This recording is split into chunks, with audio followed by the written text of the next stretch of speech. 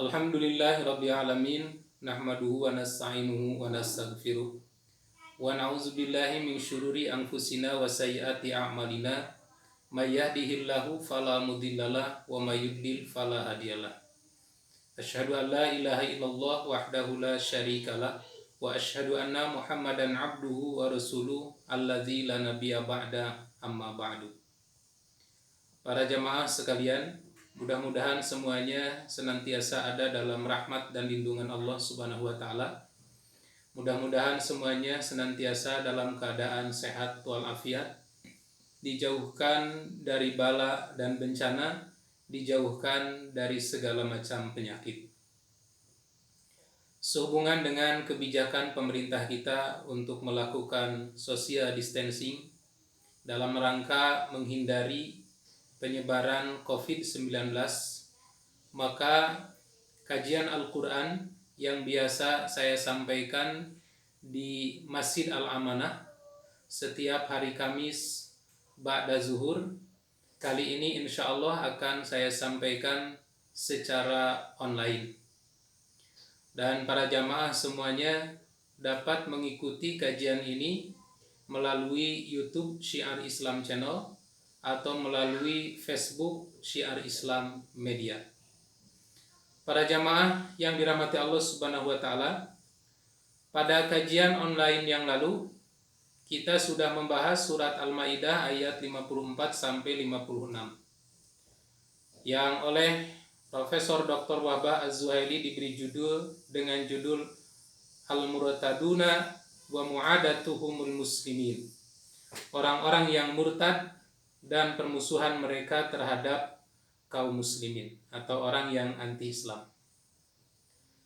Nah, maka pada kajian online kali ini kita akan melanjutkan pembahasan ke ayat 57. Insya Allah kita baca sampai ayat 63 dan diberi ulasan secara singkat. Para jamaah semuanya dipersilahkan untuk membuka Al-Quran Surat Al-Maidah ayat 57 sampai ayat 63. Dan 7 ayat ini diberi judul oleh Profesor Dr. Wahbah Az-Zuhaili dengan judul An-Nahyu an Muwalatil Kufari wa Asbabihi, yang artinya larangan mualah, bersetia, mengangkat wali, atau jumhur ulama memahami mengangkat pemimpin orang-orang kafir, wa asbabihi, dan sebab-sebab larangan tersebut. Insya Allah akan kita baca pada ayat-ayat selanjutnya. A'udzubillahi minasyaitonirrajim. Ya ayyuhallazina amanu, wahai orang-orang yang beriman, la tattakhizu, janganlah kalian mengambil, menjadikan pemimpin kalian, wali kalian, allazina takhuzu dinakum huzwan wa laiban, yaitu mengangkat pemimpin dari orang-orang yang membuat agama kalian menjadi buah ejekan dan permainan. Minallazina utul kitab, yaitu dari orang-orang yang diberi Alkitab, dari orang-orang yang diberi Alkitab, yakni orang Yahudi dan orang Nasrani, min qablikum, sebelum kalian, wal kuffara, dan orang-orang kafir, yakni orang-orang musyrik, auliya'a, sebagai aulia, pemimpin-pemimpin kamu, wattaqullah, dan bertakwalah kalian kepada Allah, in kuntum mu'minin, jika kalian betul-betul orang-orang yang beriman. Para jamaah sekalian, kata huzwan itu artinya gurauan yang dilakukan secara sembunyi-sembunyi dengan tujuan untuk melecehkan, dengan tujuan untuk mengolok-olokkan. Inilah yang dilakukan oleh orang-orang kafir. Seperti dikatakan oleh Allah di dalam surat Al-Baqarah ayat 14 sampai 15, wa idza laqul ladzina amanu qalu amanna wa idza khalau ila syayatinihim qalu inna ma'akum innama nahnu mustahziun. Pada saat bertemu dengan orang-orang mukmin, mereka mengatakan kami beriman. Tapi ketika berkumpul dengan kelompok-kelompoknya, dengan kelompok-kelompok mereka. Di sini disebutkan dengan setan-setan mereka. Qalu, mereka berkata, inna ma'akum, sesungguhnya kami ini masih sependirian dengan kamu. Kenapa tadi menyebutkan kami beriman di hadapan orang-orang mukmin? Innama nahnu mustahziun. Kami itu hanya sekedar mengolok-olokkan saja. Maka kemudian omongan mereka itu dijawab oleh Allah sendiri. Dijawab langsung oleh Allah Subhanahu wa taala. Kata Allah, Allahu yastahzi'u bihim. Justru Allah yang akan mengolok-olokkan mereka. Wa yamudduhum fi tughyanihim ya'mahun, dan Allah akan membiarkan mereka terombang-ambing di dalam kesesatan mereka. Jadi istihza itu artinya guyonan, gurauan, olok-olok yang dilakukan secara sembunyi-sembunyi dengan tujuan untuk melecehkan. Kemudian laib. Kalau laib itu artinya permainan. Makna dasarnya adalah aktivitas yang dilakukan bukan pada tempatnya atau untuk tujuan yang tidak benar. Jadi kata Allah Subhanahu wa taala, janganlah sekali-kali wahai orang-orang mukmin mengangkat orang-orang yang suka mengolok-olokkan agamamu, suka mempermainkan agama kamu. Nah, siapa mereka yang dimaksud oleh Allah Subhanahu wa taala allazina takhudhu dinakum huzwan wa la'iban? Pada ayat selanjutnya dikatakan minal ladzina utul kitab. Nah, huruf min pada lafaz minal ladzina di sini adalah menerangkan jenis yang artinya yaitu. Nah, sebagian ulama mufassir ada yang membaca jar lafaz kufar karena diatafkan ke minal lazina utul kitaba min qablikum wal kuffari, ada yang membaca wal kuffari. Nah, sedangkan ulama tafsir lainnya membaca dengan bacaan nasab karena kedudukannya menjadi ma'mu dari firman Allah, ya ayyuhallazina amanu la tattakhidul ladzina takhudhu dinakum huzwa wa la'iba minal ladzina utul kitaba min qablikum wal kuffar. Nah, bacaan yang ada di Quran Bapak Ibu sekalian itu dibacanya wal kuffar. Kenapa? Karena ini sebagai ma'mu dari ya ayyuhallazina amanu la tattakhizu allazina takhudhu dinakum huzwa wa la'iba minal ladzina utul kitaba min qablikum wal kuffaro, dan orang-orang kafir. Jadi yang dilarang oleh Allah Subhanahu wa taala untuk diangkat menjadi pemimpin itu allazina utul kitab, yakni kaum Yahudi dan kaum Nasrani, juga al-kuffar, orang-orang kafir, yakni orang-orang yang musyrik. Wattaqullah, dan bertakwalah kalian kepada Allah in kuntum mu'minin, jika kalian betul orang-orang yang beriman. Jadi bertakwalah kepada Allah, jangan kalian mengambil musuh-musuh kalian. Janganlah kalian mengambil musuh-musuh agama kalian untuk jadi teman sejati, untuk menjadi pemimpin kamu. Jika kalian orang yang beriman terhadap syariat Allah Subhanahu wa ta'ala. Ini larangan tegas dan jelas dari Allah Subhanahu wa ta'ala agar kita orang-orang mukmin tidak mengangkat orang kafir sebagai pemimpin yang mengurus urusan-urusan orang-orang yang beriman. Wabil khusus urusan-urusan akidah dan urusan-urusan ibadah. Nah, pertanyaannya, kenapa Allah Subhanahu wa ta'ala melarang menjadikan orang Yahudi, orang Nasrani, dan orang-orang kafir musyrikin itu menjadi pemimpin?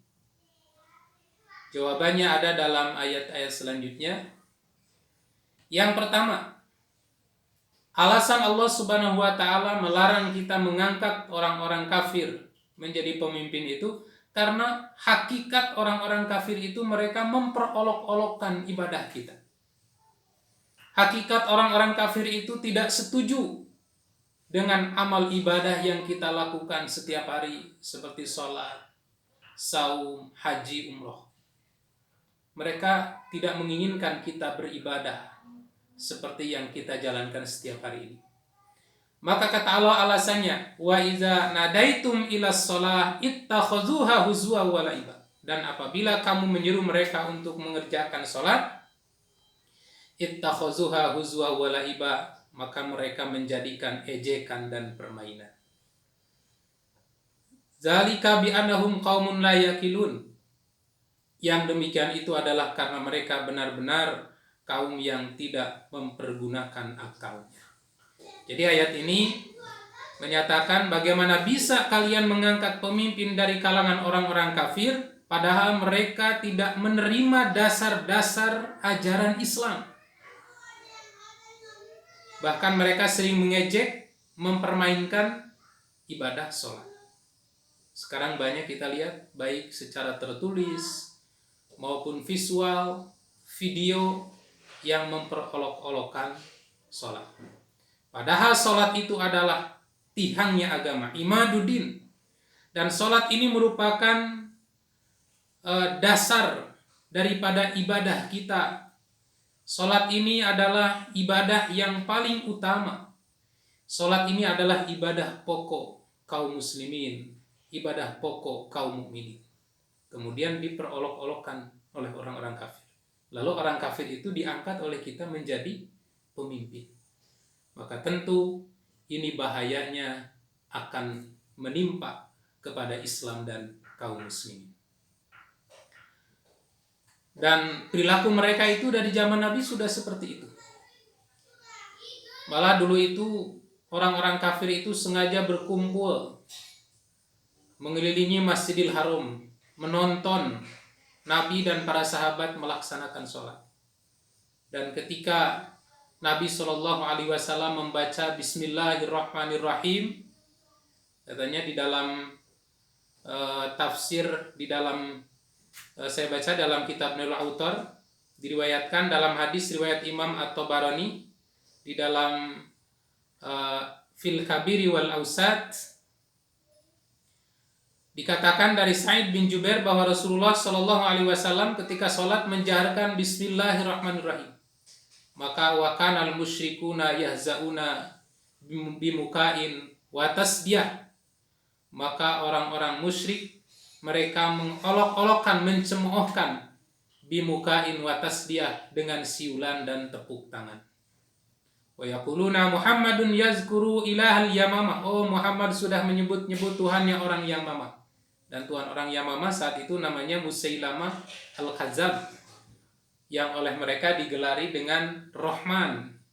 Maka ketika Nabi membaca Bismillahirrahmanirrahim, oh, Muhammad sudah menyanjung-nyanjung Tuhan Yamamah, mereka bersuit-suit, bersio-sio dan bertepuk tangan. Oleh karena itu Allah menurunkan pada saat itu ayat yang melarang Nabi untuk tidak terlalu mengeraskan suara. Wala tajhar bisolatik, wahai Muhammad, jangan terlalu mengeraskan suaramu, fatusmi'ul musyrikin, sehingga terdengar oleh orang musyrik, fayahza'u bika, lalu mereka mengolok-olokkanmu. Tapi wala tukhafit biha, kamu juga jangan terlalu memelankan suaramu, menyembunyikan suaramu, an ashabika, dari sahabatmu, fala tusmi'hum, sehingga mereka tidak mendengar. Jadi para jamaah sekalian, karakteristik orang kafir itu hakikatnya dia tidak senang terhadap ibadah sholat yang kita jalankan. Orang-orang kafir itu hakikatnya tidak senang melihat kita melaksanakan sholat berjamaah di masjid. Orang-orang kafir itu hakikatnya mereka tidak senang kepada kita menjalankan ibadah-ibadah ritual setiap hari ini. Maka bagaimana bisa mereka diangkat oleh kita sebagai pemimpin yang mengurus urusan-urusan umat Islam? Malah mereka juga sering mengejek azan. Di ketika umat Islam menyerukan azan untuk sholat yang merupakan amal yang paling afdol bagi orang-orang yang berfikir dan berpengetahuan, mereka juga tidak senang. Bahkan dianggapnya azan ini mengganggu. Sehingga keinginannya mereka itu menginginkan azan itu tidak dikeluarkan, tidak dikeraskan dengan menggunakan pengeras suara. Karena mereka anggap ini mengganggu. Padahal dalam keyakinan kita justru azan itu harus dikumandangkan dengan keras agar terdengar oleh seluruh orang. Tujuannya apa? Untuk mengingatkan diri kita masing-masing agar senantiasa ingat kepada Allah Subhanahu wa taala. Agar dengan mendengar azan itu meningkat keimanan dan ketakwaan kita kepada Allah Subhanahu wa taala. Makanya salah satu di antara tujuan azan kenapa harus dikeraskan. Bahkan zaman dulu itu karena belum ada pengeras suara, dikumandangkan di tempat yang tinggi. Karena pada kalimat azan ini terdapat kalimat-kalimat seruan, di antaranya idharus sya'airil Islam. Tujuan dari dikumandangkan azan itu untuk mensyiarkan syiar-syiar Islam. Nah sekarang kalau di satu lingkungan, di satu tempat sudah tidak ada azan, maka syiar Islam itu lambat laun akan mati. Dan bahkan kalau sudah tidak ada lagi orang yang memanggil Allah, tidak menyebut Allah, maka itu adalah salah satu awal dari kehancuran alam ini. Allah akan menghancurkan alam ini. Itulah ciri kiamat kalau sudah tidak ada lagi di muka bumi ini orang yang menyebut nama Allah Subhanahu wa taala. Makanya azan ini di samping sebagai penyebaran syariah Islam yang disebarkan setiap hari 5 kali, juga sebagai bentuk penjagaan dari Allah Subhanahu wa taala, sebagai bentuk penjagaan untuk kita semua agar Allah Subhanahu wa taala melindungi kita dari berbagai bala dan bencana.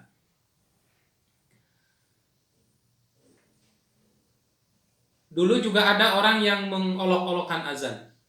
Ini saya baca riwayatnya dari riwayat Ibnu Zarir dan Ibnu Abi Hatim. Dikatakan bahwa kana rajulun minan Nasara bil Madinah, ada seorang laki-laki dari kaum Nasrani di Madinah. Idza sami'al munada yunadi, ketika atau apabila dia mendengar muazin mengumandangkan azan, pada saat muazin mengumandangkan asyhadu anna Muhammadar Rasulullah, maka kemudian mereka berkata, khariqal kazib, mudah-mudahan tuh si pendusta ini segera terbakar. Jadi dia mendoakan Nabi, mudah-mudahan Nabi Muhammad SAW itu segera terbakar. Karena tidak senangnya Nabi Muhammad dikumandangkan dalam kalimat azan, dinyatakan, diisbat, ditetapkan bahwa Muhammad itu adalah Rasulullah. Maka orang-orang Nasrani menyebutnya bukan Rasulullah, tapi si Al-Kazib, orang yang berdusta, si pendusta. Lalu dia malah mendoakan ketika mendengar azan itu bukan menjawab dengan asyhadu anna Muhammadar Rasulullah, tapi harriqal kazib, mudah-mudahan Muhammad si pendusta itu segera terbakar, segera mati. Dan ternyata Bapak Ibu sekalian, doa ini senjata makan tuan. Bukan Nabi Muhammad SAW yang terbakar, justru dia dan keluarganya dan seluruh rumah dan isi-isinya terbakar habis. Kisahnya dilanjutkan dalam hadis ini, fadakhalat khadimuhu, pada satu hari masuklah khadimnya, pembantunya, pelayan rumahnya, data lailatin, pada satu malam, minal laya, dari malam-malam, binarin, dengan membawa api. Wahwa naimun, ketika si orang Nasrani ini sedang tidur. Wa ahluhu niyam, keluarganya juga, anak dan istri dan anak-anaknya juga sedang tidur. Maka tiba-tiba fasaqatat syararatun, percikan apinya itu jatuh di dalam rumahnya itu. Kemudian fa'akhraqatil bait, maka percikan api itu membakar seluruh isi rumahnya, membakar rumah dan seluruh isinya. Dan ternyata bukan hanya rumah dan seluruh isinya, fahtaraqa huwa wa ahlu, terbakar juga, si laki-laki yang mendoakan Nabi supaya terbakar itu juga anak dan istrinya ikut terbakar. Nah, ini harus hati-hati. Jadi kalau kita melaknat Rasulullah, kalau ada orang yang berani melaknat Rasulullah, boleh jadi laknatan itu akan menimpa dirinya sendiri. Kalau ada orang yang berani melaknat Al-Quran, apalagi melaknat Allah, maka laknatannya itu akan menimpa pada dirinya sendiri. Atau kalau ada orang yang memperolok-olokkan ibadah, memperolok-olokkan sholat, memperolok-olokkan azan, maka siap-siap Allah bisa mengazab orang itu di dunia. Ini peringatan dari Allah Subhanahu wa ta'ala.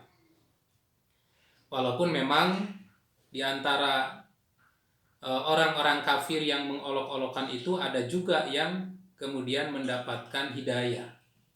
Seperti di antaranya seorang sahabat bernama Abu Mahzurah. Abu Mahzurah ini dikatakan pada satu saat dia itu sedang berjalan bersama teman-temannya di sebagian jalan menuju Hunain. Maka di tengah perjalanan dari Hunain itu bertemulah dengan Rasulullah SAW dan para sahabatnya, yang saat itu terdengar oleh Abu Mahzurah, salah seorang sahabat Nabi sedang mengumandangkan azan. Dan Abu Mahzurah menjauh, tapi sambil mengolok-olok menirukan suara adzan dengan suara yang keras. Dan ternyata suaranya itu terdengar oleh Rasulullah SAW. Maka kemudian Rasulullah mengutus utusan agar memanggil rombongan Abu Mahzurah, dan akhirnya datang menghadap Rasul. Kata Nabi, ayyukumul ladzi sami'tu sautahu qad irtafa. Di antara kalian tadi yang mengumandangkan azan yang suaranya terdengar olehku paling keras itu siapa? Maka semua kaum menyebut, teman-temannya menunjuk Abu Mahzurah. Semuanya membenarkan itu suara Abu Mahzurah. Lalu dilepaskan teman-temannya dan Abu Mahzurah ini ditahan. Kata Nabi, kum fa'azin bisolah, coba kumandangkan lagi azan tadi. Dan akhirnya dia dengan terpaksa karena merasa segan terhadap Rasul, kata Abu Mahzurah, tidak ada yang aku segani kecuali Rasulullah dan perintah ini.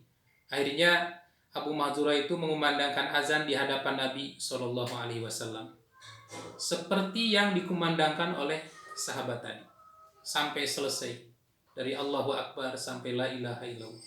Dan setelah selesai, kata Abu Mahzurah, Nabi memanggilku, kemudian memberi sekantong yang berisi uang, mata uang perak.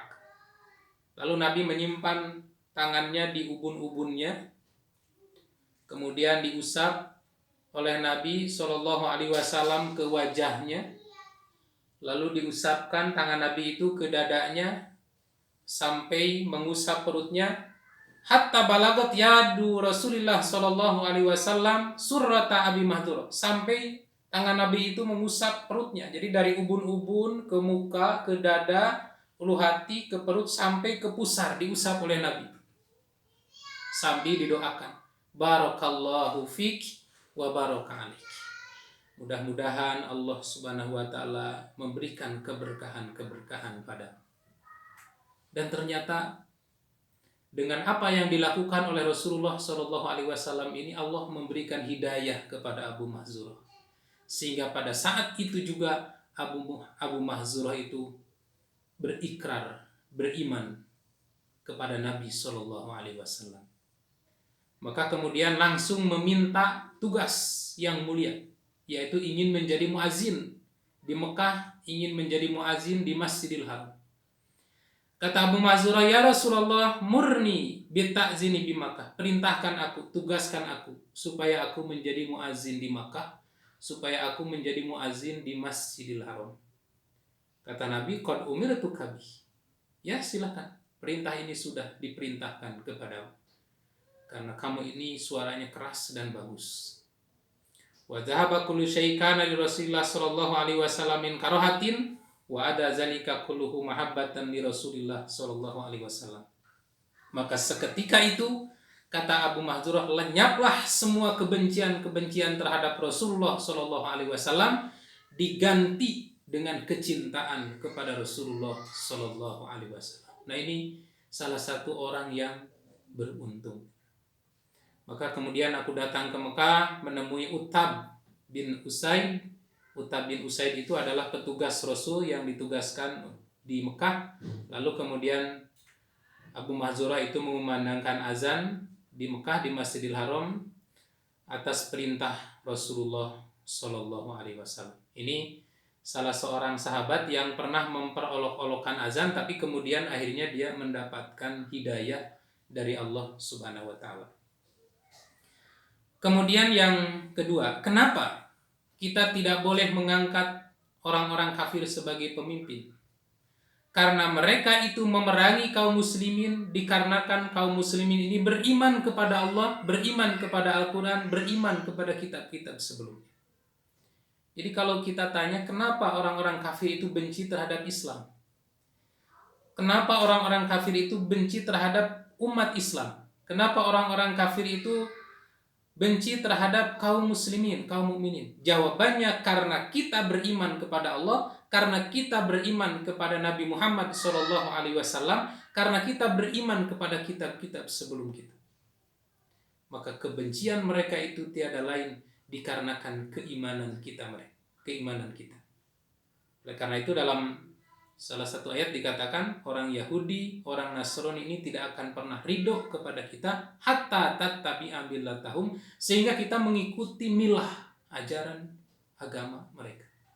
Bencinya mereka kepada kita dikarenakan kita beriman kepada Allah. Bahkan kita disiksa, umat Islam disiksa, dibantai, dibunuh oleh mereka itu dikarenakan beriman kepada Allah Subhanahu wa Ta'ala. Kemudian diangkat oleh kita jadi pemimpin. Maka pada satu saat bila mereka kuat, bila mereka berkuasa, tidak menutup kemungkinan akan dibantai. Tidak menutup kemungkinan akan mempersempit ibadah kita. Ibadah-ibadah yang seharusnya dilakukan di ruang publik boleh jadi akan dilarang. Masjid-masjid boleh jadi dibatasi. Seperti kata teman-teman saya yang berdakwah di lingkungan yang di situ mayoritas orang-orang kafir, sampai masjid dilempari dengan kotoran manusia, dilumuri dengan darah babi. Orang-orang mukminnya, orang-orang Islamnya diganggu. Ini menunjukkan bahwa kebencian mereka terhadap kaum muslimin itu bukan karena kemanusiaan, tetapi bencinya itu karena keimanan kita. Karena kita beriman kepada Allah dan Rasul-Nya. Kemudian yang ketiga, kenapa kita tidak boleh mengangkat orang-orang kafir, ahlul kitab, orang-orang kafir sebagai pemimpin? Karena di dalam sejarah manusia, ahlul kitab, orang Yahudi dan orang Nasrani itu adalah makhluk Allah yang paling buruk. Sehingga dilaknat, dan ada yang diubah menjadi monyet, ada yang dirubah menjadi babi, dan bahkan ada yang menjadi pengabdi setan. Inilah hakikat orang kafir yang harus kita waspadai. Di ayat 65 dikatakan oleh Allah, di ayat 60, "Qul," katakan olehmu Muhammad, "hal unabbiukum bisyarrin min zalika masubatan indallah." Apakah akan aku beritakan kepadamu tentang orang-orang yang lebih buruk pembalasannya dari orang-orang fasik di sisi Allah? Man la'anahullahu wa ghadiba alaih, yaitu orang-orang yang dilaknat oleh Allah Subhanahu wa Ta'ala, orang-orang yang dikutuk dan dimurkai oleh Allah Subhanahu wa Ta'ala, wa ja'ala minhumul qiradah, dan orang yang dan mereka itu dijadikan oleh Allah kera, dikutuk menjadi kera, wal khanazir, menjadi babi, wa abadat taghut, dan orang yang menyembah taghut, menyembah berhala, menyembah setan, ulaika syarrun makana wa adallu an sawa'is sabil, mereka itu lebih buruk tempatnya dan lebih tersesat di jalan yang lurus. Jadi bagaimana orang yang sudah ditetapkan orang terburuk, orang yang sesat dari jalan yang lurus, lalu kemudian diangkat menjadi seorang pemimpin yang harus ditaati, yang mengurusi urusan-urusan umat Islam. Ini penyebab kenapa Allah melarang mengangkat orang kafir sebagai pemimpin. Kemudian yang keempat, kenapa kita dilarang untuk mengangkat orang kafir sebagai pemimpin? Karena mereka itu menyembunyikan kemunafikan dan kekufuran di tengah-tengah mukmin. Menyembunyikan kemunafikannya, kekufurannya di tengah-tengah kaum muslimin, tapi Allah Maha tahu apa yang mereka sembunyikan. Jadi kalau seandainya ada seorang kafir kemudian baik kepada kita, seolah-olah mendukung terhadap seluruh program-program kaum muslimin, pada dasarnya itu hanya sebuah kemunafikan. Menyembunyikan kekafirannya di hadapan kita, padahal ketika sudah berkumpul dengan mereka, ketika sudah berkumpul dengan kelompoknya, mereka justru memperolok-olok kaum muslim.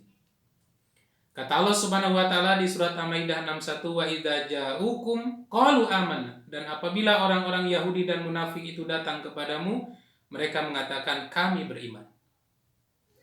Wa qad dakhalu bil kufri, padahal mereka justru masuk dengan kekufuran. Wa hum qad kharaju bihi, dan mereka juga keluar dengan kekafiran. Di ketika datang orang munafik itu menghadap kaum muslimin, mereka mengatakan amanna, beriman. Tapi kata Allah, wa qad dakhalu fil kufri wa hum qad kharaju bihi, mereka masuk dengan kekufuran, keluar pun dengan kekufuran, tetapi kekufurannya itu disembunyikan. Wallahu a'lamu bima kanu yaktumun, dan Allah Maha mengetahui apa yang mereka sembunyikan. Kemudian yang kelima, alasan yang kelima kenapa kita tidak boleh mengangkat orang kafir menjadi pemimpin, alasannya karena kebanyakan mereka berkompetisi dalam permusuhan dan dosa dan memakan harta yang haram. Kata Allah di ayat 62, wa tara katsiran minhum, dan kamu akan melihat kebanyakan dari mereka orang-orang Yahudi, yusari'una fil ismi wal udwan, bersegera membuat dosa dan permusuhan. Wa aklihimus suhta, dan mereka juga memakan harta yang haram. Harta yang haram itu seperti riswah dalam qada, ar-riswah fil qada, atau suapan ketika seseorang ingin mendapatkan kebijakan yang baik. Itu disebut riswah. Orang-orang kafir tidak segan untuk memakan uang riswah.